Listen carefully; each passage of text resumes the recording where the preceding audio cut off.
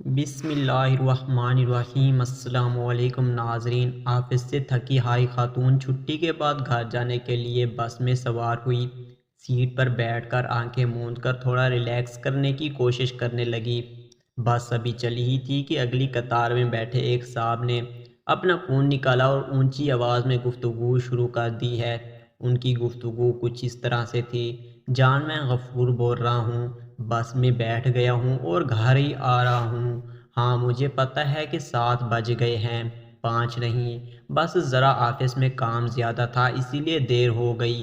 نہیں جان، صرف تم ہی میری زندگی میں ہو، قسم۔ وہ اس سے اونچی آواز میں مسلسل گفتگو اس خاتون کا سارا ریلیکس کرنے کا پروگرام خراب ہو چکا تھا اور وہ بہت تھکن محسوس کر رہی تھی۔ کافی دیر کے بعد بھی جب یہ سلسلہ جاری رہا تو خاتون کی ہمت جواب دے گئی۔ وہ اٹھی اور فون کے پاس جا کر زور سے بولی: غفور ڈارلنگ، فون بند کرو، بہت ہو چکا۔